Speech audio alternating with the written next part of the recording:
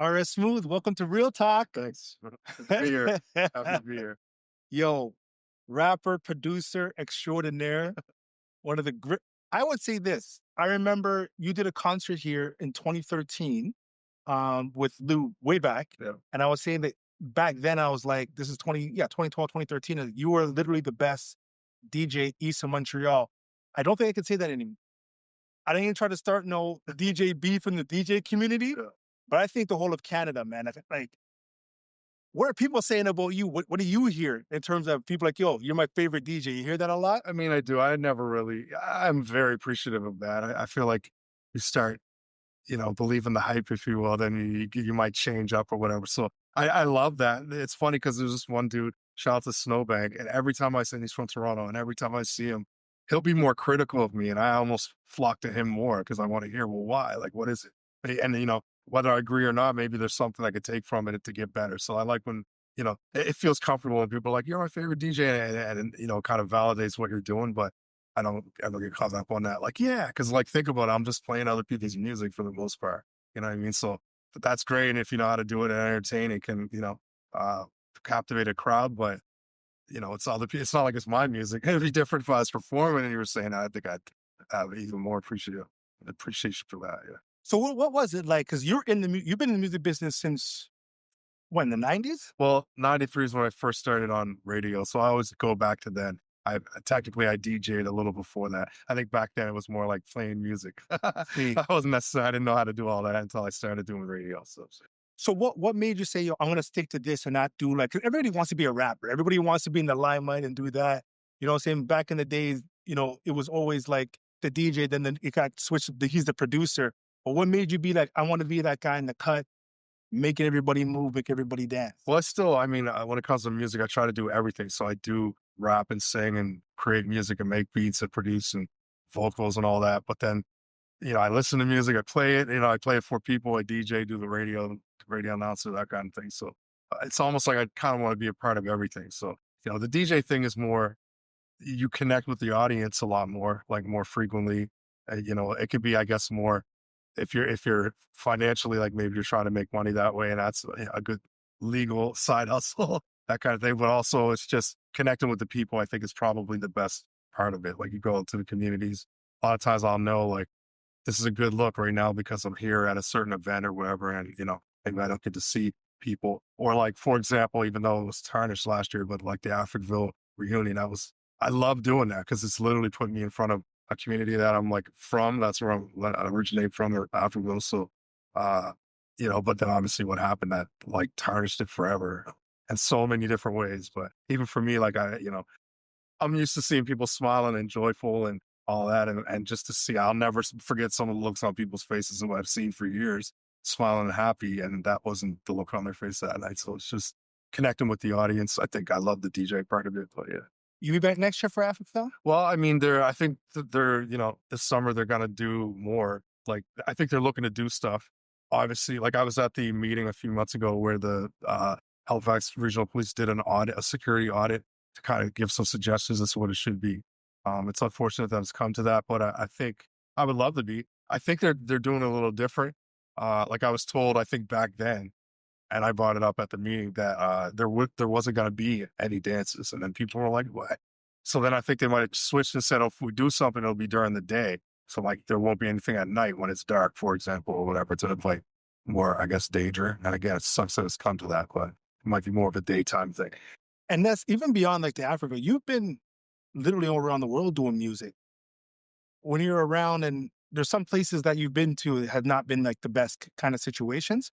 In terms of like just crowd and audience, what city do you go to? You're like, yo, this crowd is the bomb. Like, and I don't want to play favorites again. I know your hometown, but what city is like, whoa? Well, I think there's a certain vibe. Like, I was blessed enough to DJ in Jamaica. I just feel like, forget me DJing, you just go to a club and you see like the vibe, like people are like, just the energy, because there's dancers, like people will dance, and there's crews of dancers that go out every night. And it's like, at that time, that was 2018. So I got to like witness, like, I heard Coffee on the radio for the first time, and nobody, like, it was the first song. And so she eventually blew up. But like, you go to the club, you see certain like ding dong songs, like and all this, and people, there's dance crews that are dancing, and it's just the energy. So I think Jamaica in general is like, the vibe is unmatched. But then you go to places like Montreal is cool, Toronto is cool, even out west, like yeah, DJ to Calgary before. That was mostly a Scotian crowd, but like yeah, it's just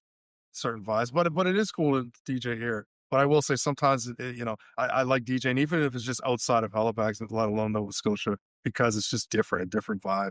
Sometimes, unfortunately, people, and I'm not saying this is at every Halifax party, but sometimes people are just too cool and want to stand around, and there's no vibe of dancing and having fun. And I feel like then it affects everyone else who wants to dance and they don't want to. And it's just, we're back in junior high again where everyone's standing on the wall. And it's like, I thought we came out to have fun and party and forget all that foolishness. So sometimes just DJing outside of Halifax and it's like, oh, I can just sit here and play music and they're going to dance to every song. And that makes it more interesting to me than, just coming and doing the same old thing. So okay, so is it just hip hop and R&B you like, or is it different music genres as well that people be like, I didn't know you listened to that? Well, that's a good thing, especially with my radio show. But like that, when I came into it, it was mostly like hip hop, R&B, and reggae. That was when I first started back in '93 on CKDU. I came in on a show called Funk and Effect with DJ Delight, aka Kendall Mulder. I just wanted to shadow 1 week, so I went so I could, get. It was part of the training to go shadow someone who's doing a show, and then he asked me to come back. I was like, oh, like really? And then we just hosted that show, co-hosted the show for like 4 years. So he, like when I first got there, though, I was playing more rap and reggae because he was playing mostly funk and R&B. So it was kind of like a different look. And then I eventually, primarily what I play is like R&B and hip hop, soul, rap, reggae. That's always been there. And then about maybe 15 years ago, I added like soca and Afro beats to it. So I just liked the vibe of both. So, but then, I mean, why I got into radio is because I listened to the radio as a little kid. My father had his own business. He would always take me with him in the truck. And whenever he'd go to grab supplies in the store, I'd just be in the car, turn the key back, listen to the radio, scan the dial. So I just learned about all these stations, all these artists, all this different kind of music. So when I do a wedding, for example, that's probably, let's say, not to put, but when I do a white wedding, for example, where the only reason I say that's more like versatile. So I could play the rankings or I could play, whatever, this the country's record or whatever. But to me, it's more like a challenge. That's what makes it challenging to me.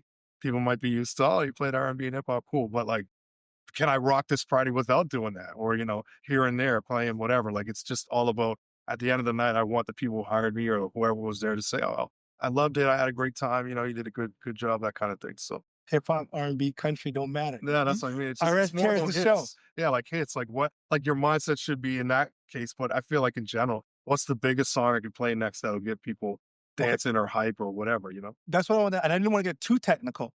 But is there like a tempo and a flow to that? Like, how do you know? Okay, I'm gonna drop this one next. Is there like a sequence? I think so. Definitely, like, and I would give advice to DJs, like, you know, yes, there's definitely tempos. Like, you can, with the technology now, you could see the beats per minute and what it says. So, line up songs with that beats per minute. It's easy to blend and beat match, and you keep the vibe, keep the tempo, that kind of thing. But that could also hurt you because then in your mind, all you're thinking is tempo instead of what's the biggest song I can play next or what are they going to dance to? Or you could literally run an hour at 100 beats per minute and maybe not even notice, as all you're thinking about is matching the tempo rather than what about like, are they dancing or could they be dancing? Could more people be dancing? Could it be a bigger, energy and all that if you switch up the vibe? So I think a lot of times, like, especially a club, if someone comes up to you and asks, request a song, the first thing you're going to think as the DJ is, where am I right now for beats per minute? Will that fit in? If it fits in, sure, I'll play it.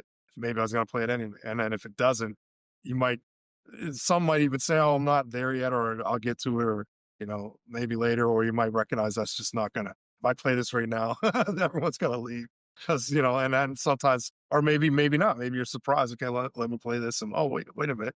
People like this. And then you kind of file that away. Let me tuck that away for another time. If I'm in this environment with these type of people, let me play this, so I feel like there is that flow, but don't get trapped in that because you might not be playing the best song, the best songs in a row for the people. So when I used to do retro night, for example, that was just everything, anything like Motown, 60s, 70s, 80s, funk, new wave, pop, rock, dance. So like I probably was playing maybe 5% R&B and hip hop, and the rest of it was all, like pop and new wave. And so there, you didn't really necessarily have to mix, maybe bring it on beat, but you're thinking of what's the biggest song that will get the best reaction.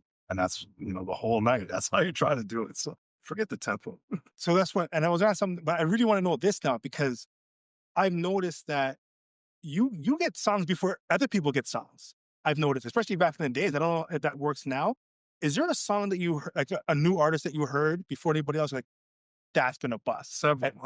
I feel like, because it's hard for people to go back and think. Like, if you remember Kanye, like, man, he was a producer first and he always wanted to be an artist and a rapper. I remember, I just talked with somebody the other day. I remember the 3 songs he had as an artist. This is like 2002. I don't know, somewhere like that. It was like Home, My Way, and Through the Wire. Those are the 3 songs. And, and I think all 3 of them made it as eventual songs later. Like Through the Wire was on his debut. I think Home was too, but uh so I think as far as radio, I feel like I was playing Kanye as an artist on the radio before a lot of people. Definitely around here, maybe in Canada. Coffee, same way. Like I heard that song, they were playing it so much, I was like, man, I liked it. And then every song she put out after that, eventually Toast, like the big song. So it was like I definitely played Coffee, I think, before anyone around here. Even Drake.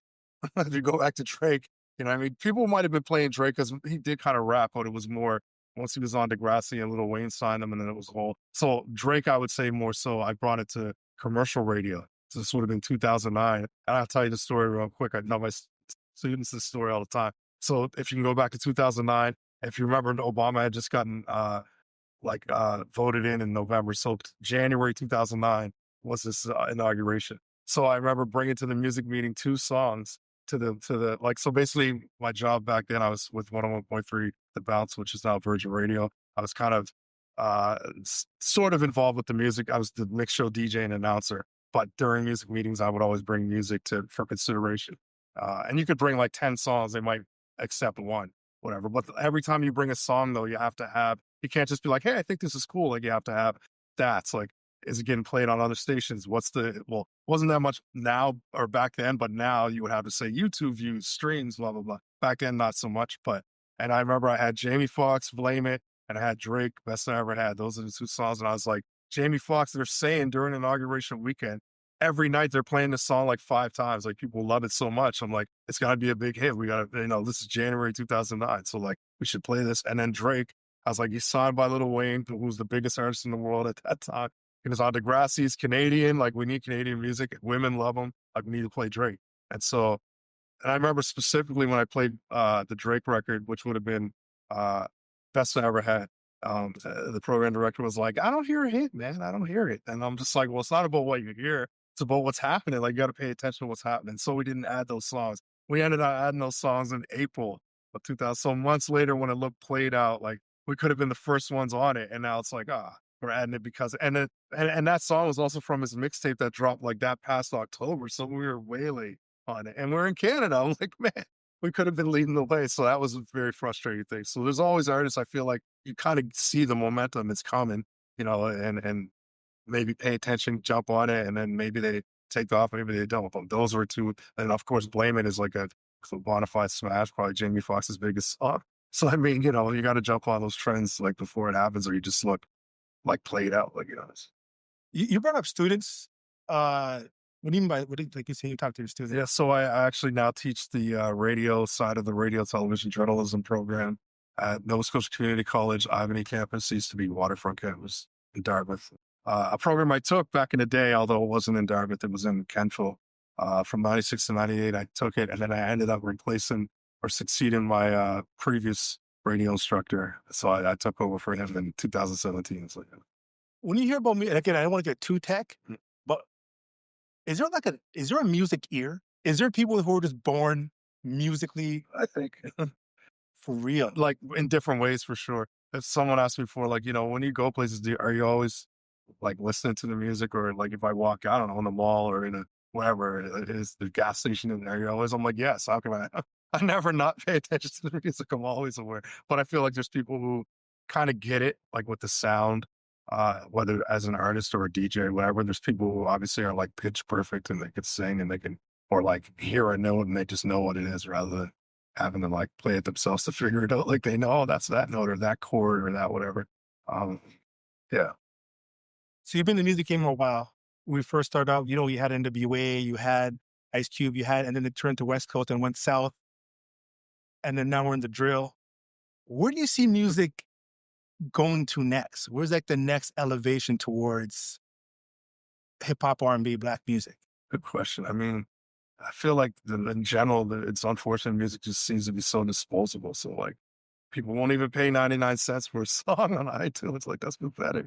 So like let alone buy an album for whatever, 9.99. So uh because of that, I just feel then people just like your song could be out and it has a week shelf life and then next week they're not even listening to it. So let alone a month or it's not timeless. So I don't know. I like how hip hop continues to, I guess, evolve because of course everything does. And, maybe it's not for you, whatever. But that's a good question. I mean, it's gotten so worldly. Like I like how Afrobeats has, been on the rise and continues to. One trend that I know is coming that's already happening, probably more so than here, is a lot of South Asian music. So like Bollywood and like Bhangra and all that kind of stuff. There's always been remixes and those have been there, but now I feel like those artists are starting. I've even seen more like Caribbean artists start collaborating with them and Afrobeats artists. And yeah, so I feel like that's I don't know. Like people have sampled it throughout hip hop and R&B throughout the years, but I feel like that's probably maybe for these next 5 years, that might be more of a, like it might be more of an influence on black music too. Who knows? And I've noticed like you go literally around the world to play music. I do notice though, whenever an artist comes to Halifax, you are always the DJ there.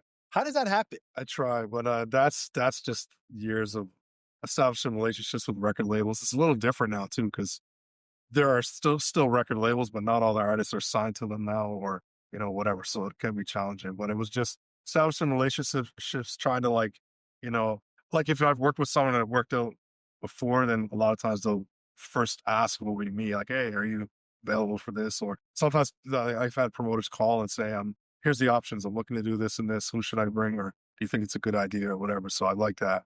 But I try to be legit about it too. I don't just like show up.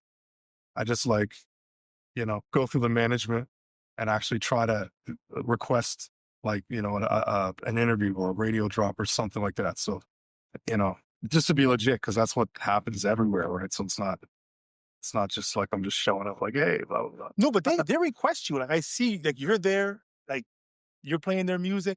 So is there any kind of talk between you and them before that? Or like, I want you to kind of do this, or I kind of want you to do that, or you just kind of just flow with it? I mean, like one incredible opportunity, and this is what I'm saying, like to be a part of it for so long, 32 plus years this year, like, and to still get opportunities. Like back in September of 2024, I opened for Sean Paul at Scotiabank Center in front of 5,000 plus people. And I didn't know until a couple hours before that it was just going to be me. Like I thought it was going to be the doors open and I'm just playing, and then maybe they have another actor DJ in it. But they're like, no, doors open 7 to 8, from 8 to 9, you're on, and then Sean Paul's on after. I'm like, what? So I'm like, all I got to do is just not play any Sean Paul songs. Like, that's incredible. Then I can just DJ. I don't have anyone to, I can just rock the crowd. And I was working the mic a bit and it was cool. People just wanted to party. So stuff like that. That was more through like their management. It was more like, just make sure you don't play any Sean Paul, like stuff like that, which is pretty obvious. Well, this okay. Not to say this kind of for the gram. I'm going to ask top 5 artists right now. That are out that I like. Yes, right now. I They're mean, killing it. some of them that I feel like Leon Thomas. I don't know if you know R&B. Like, wow, like that's an incredible talent artist. Like, but he also produces, writes songs, I plays instruments. So I like artists like that. I'm trying to think. Well, I like Kevin Ross. I think he's dope. R&B. Trying to think who I really listen to. I mean, I can just tell you some people that I like. Darian Brockington from North Carolina. He's been out for a while. If you know Little Brother, like he was down with them for years. Fonte would be another one. And then let me think of someone like Caribbean, maybe. I honestly, it's funny. It's not like it's a new artist, but I really like the Sting and Shaggy song that's out right now. Till I'm on, and I like the vibe. Like that's what I'm saying. Like doesn't matter the age or whatever. What does the music sound like? And it's such a dope vibe. I love that record. The original, the remix is like whatever, but like the original, I think is dope. Cool, cool, cool, cool. Cool. Talk about you brought up Africville before. So that's where you're from. Yeah. I Kind of mean, I grew up in Beachville, but I was adopted. So like my father's side of the family is from Africville. So like Stan Kirby, that was my grandfather, so. what is it when you travel and then people would be like, "Oh, you're Canadian?" But and you try to explain the whole Scotian thing because a lot of people like I travel Like you're Black folk in Canada. Like, how do you kind of explain the Scotian heritage to people that don't really understand? Well, you know what? I mean, I like that question. What I'd rather direct that to is that's one of the frustrations you asked me about artists coming here and stuff. I wish that, like, to me, that is what's missing. These artists come here and they don't realize where they're at. They don't get the education on Nova Scotia. I remember one organization that will remain nameless, but I remember they straight up told me that's not our place to like educate the art. I'm like, exactly. So that's why you should let the people who do know what's going on to do that or have at least access. And you're telling me someone like Common, someone like Killer. Well, Killer Mike luckily did get, I think he knew where he was coming and did get some exposure. Luckily, we got to talk to him after and he knew where he was. But someone like Common, and then just keep going. All these other, like Nelly is a country dude, but if you tell me if you didn't see North Preston, you would think that looked like home like to him, like, you know what I mean? Just stuff like that. I feel like there's all these artists who come here, they don't know, I actually pitched to Ice Cubes and I hope it comes back around. But it was over a year ago when he went to Moncton. But I was just like, you want to win an Oscar? Go look into the story of Africville and like film either a documentary or a movie. And then the one scene I can picture in my mind is when they, in a coward like way, they waited till everyone was asleep and then bulldozed the church in like the middle of the night. So then when people woke up, all they saw was the rubble of their church. They moved people out in dump trucks garbage trucks and stuff like that. So like, I think all those things are impactful and emotional. So I like, and then the dude kind of knew a little bit about, like he heard about Africville, but I don't know if he knew. But I mean, those are the things that I wish, and I try to do that. Like Kevin Hart, same thing. I mentioned it to him about Africville. Like anytime I'm around people like that who I know have some influence, could actually do something, you try to like at least tell them where they're at. But I just hate it. I'm not saying all promoters are like this. And again, this is one of those things where when it's big business promoters, and definitely not from here. And again, I'm not trying to be, but maybe if they're not from the community, if they're not Black, if they're not a person of color, they don't. These are things they don't even think about. Like, not whether it's because it's not important to them, or they don't think that it could be important to the artists. All they're thinking about is come here and do your show. We pay you, see ya. And the other thing I used to do all the time is try to get people on the shows that are local performers, so that okay, the artist comes here and leaves, but that person got their shine from being on stage, and maybe they can stay here and do more shows and get more out of it. So the little rub that the main performer gets, that's how it should go anywhere and everywhere. You always put on somebody local so that they can be in front of all those people and run with it and have their own career after that. So I don't know. So back to that, I do try to educate people on Nova Scotia, but I feel like it's that traditional, if they even know about Nova Scotia, but it's always that fiddles and farmers and, fishing and that's all people think it is. And it's like, some people don't realize the, you know, indigenous Black community like North Presidency or Beachville, like all these different, significant Africville, like all these places that, people should know more about. So I try to do that. It's just, I don't always get the access to, educate or at least tell them, look into it, that kind of thing. How important is the community here to you? Oh, it's very important.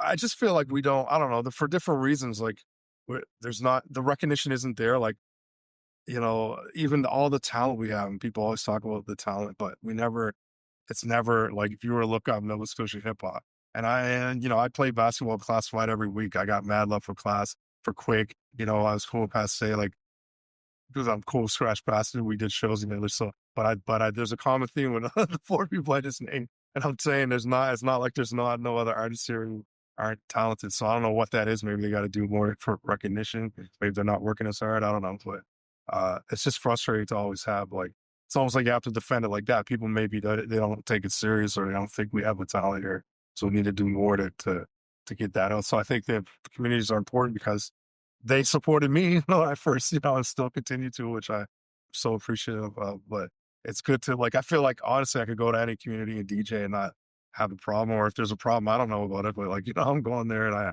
always get, love and support and just, treated well. Yeah. So I always love the communities there. We're talking about, and we know the history of Africville, a lot of folks that came from, the States, in the Revolutionary War, from slavery. Is there a different kind of Scotian soul when it comes to the music here? Is it more with the church and the singing? Yep. Is it a little bit different than what it would be from TO? I feel like some people don't.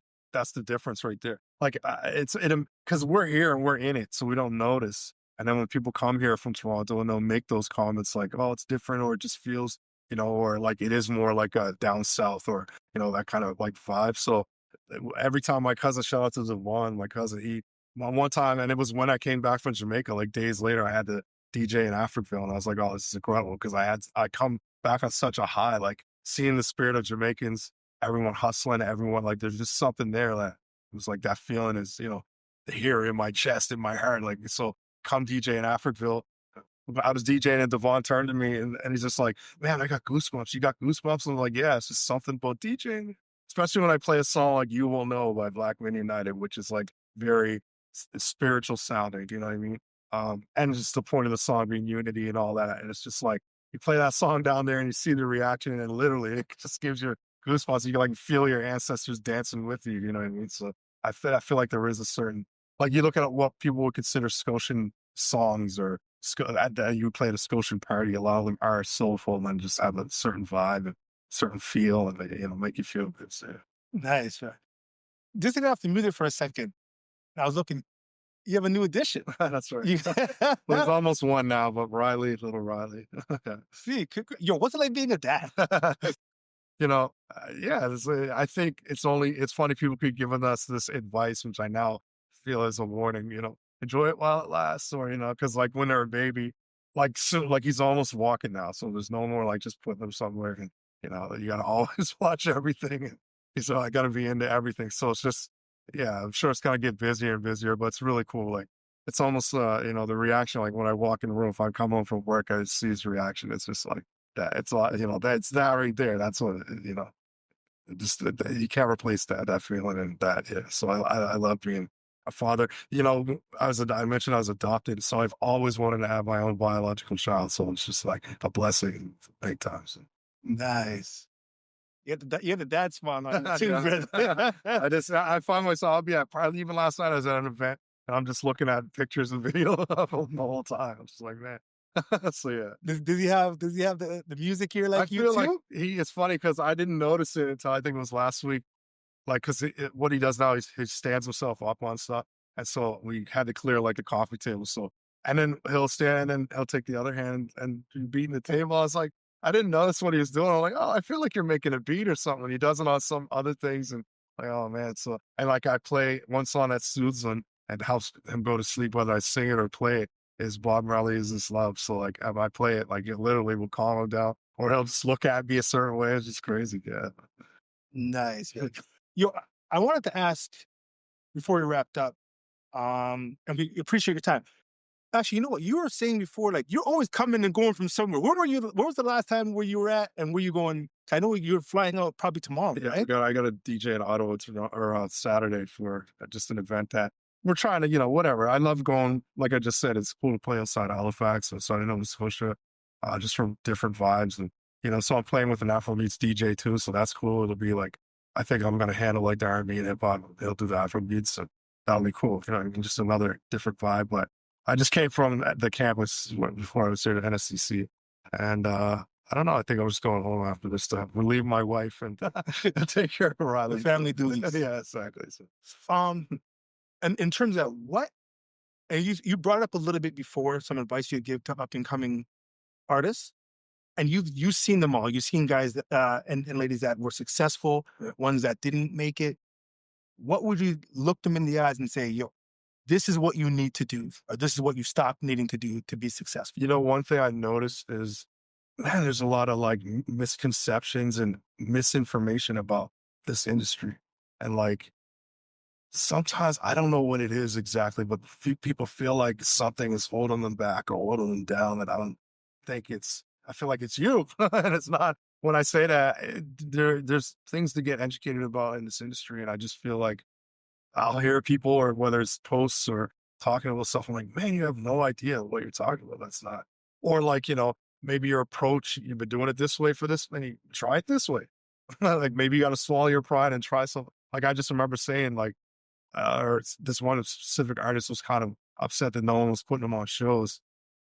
But, and then on the same, like, I guess the same amount of, anger towards it was also that some of the same people are getting put on shows. So he's like, I'm not getting these opportunities. These people keep getting the opportunities. and then said something like, I'm not going to kiss anybody's ass, or I'm not going to, like, more or less, like, I don't know. It just sounded to me like you weren't trying to go have a conversation. Maybe ask them why. Maybe, but my point is, like, sometimes they think like everyone knows you. Maybe they don't. Like, and it's not an insult. It's not a, maybe they don't know who you are. Like, maybe they've never seen you before. Like, it's okay to go introduce yourself to somebody, or, hey, did you hear, check this out, or I'd love to do a show, or I don't know. There's different ways to do it, but to approach it with hostility and like anger, or, go and just put misinformation out there or believe misconceptions. I think that's one of the biggest issues I see, that many artists aren't successful, or they think, like, you can, I mean, with the internet, you can look at Quake Matthews. He's based here, and he was on Sway. He just won a contest where he filled in a verse. It was Ice Cube, Scarface, and his verse won out of everyone else. And like whoever submitted, probably all over the world. So, like, you can do stuff here. It's just about what you're doing, and, like, maybe trying to establish a more of a, I don't know, like, I'm not saying everyone has to be like kumbaya, everyone move together, but there's ways that to do it, and some of the ways people are approaching it, you're just burning bridges and cutting people off who would probably never work with you now because of what you're saying, and it's not true. And some of the stuff you're saying, you just don't even know what you're talking about. So, but now, as far as advice to do stuff, grind. I mean, holy, like, with YouTube, with all these things, social media, like, don't be resistant to that stuff. Try to use all that for, I'm sure there's a way you could find to use it that will benefit you. So that'd probably be my biggest advice. If I told, shout out to AWOL, uh, who, he had posted something about, I don't know, I think he was getting discouraged because he puts money into it too. Like, he's paying for studio time, he's paying for videos. So I get that part of it, because I feel like if you're in this for the money, that might be the wrong approach. I'm not saying you won't make money. It's just that if that's your motivation, you probably will be, left disappointed. So he was like, I just told him straight up,